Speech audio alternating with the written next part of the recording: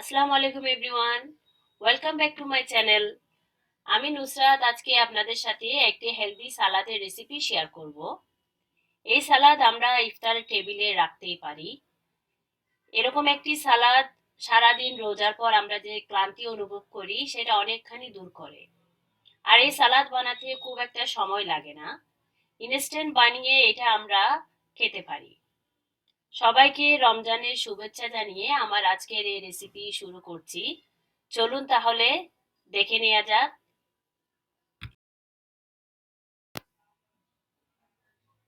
আমি প্রথমে একটি সবুজ আপেল নিয়েছি। আপেলটা আমি মাঝ বরাবর কেটে ভেতর থেকে বিচিগুলো ফেলে এগুলো আমি কিউব করে করে কেটে নিব। ভিউয়ার্স, বাসায় যেই ফলেই থাকুক না কেন সেই ফলে এখানে ব্যবহার করতে পারবেন। আমরা এখানে ডালিম, আঙ্গুর, আপেল, আনারস, বরই, এখন বরই খুব পাওয়া যায়, বরই এগুলো ব্যবহার করতেই পারি।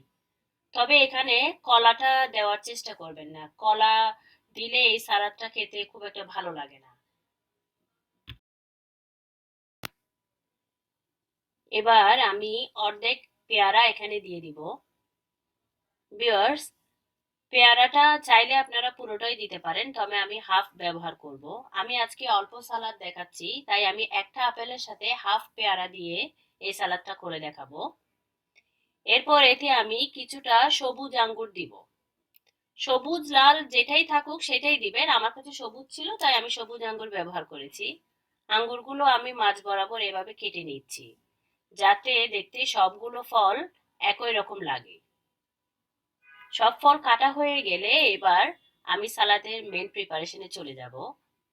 এবার আমি একটি বলে সবগুলো ফল কেটে এখানে দিয়ে দিলাম।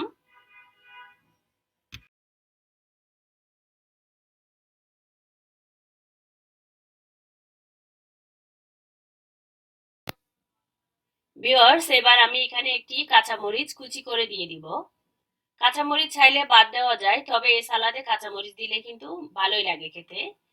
এবার কিছুটা ধনেপাতা আমি কুচি করে দিয়ে দিব। ধনেপাতার সাথে পুদিনা পাতা চাইলেও দেওয়া যায়। এবার আমি এতে হাফ চা চামচ লেবুর রস দিয়ে দিব। তারপর এতে আমি 1 চা চামচ ভাজা জিরার গুঁড়া ব্যবহার করব। ভাজা জিরার গুঁড়ার বদলে চাট মশলা ব্যবহার করা যাবে। আর আমি স্বাদ মতো বিট লবণ দিয়ে দিব। বিট লবণের বদলে সাদা লবণ দেওয়া যাবে। এবার আমি সমস্ত উপকরণ ভালোভাবে মিক্স করে নিব। আরো স্বাদ বাড়ানোর জন্য আমি এখানে মধু ব্যবহার করব। মধু চাইলে আপনারা ব্যবহার করতে পারেন অথবা বাদ দিতে পারেন, তবে মধু দিলে সালাদটা খেতে একটা অন্যরকম ফ্লেভার আসে। আমি এখানে 1 চা চামচ মধু দিয়ে দিলাম। মধু দিয়ে আমি আবারও সবকিছুই ভালোভাবে মিক্স করে নিব। তৈরি হয়ে গেল আমার আজকের হেলদি সালাদ। এই সালাদটা তৈরি করতে খুব একটা বেশি সময় লাগে না, ইনস্ট্যান্ট বানিয়ে এটা খাওয়া যায়।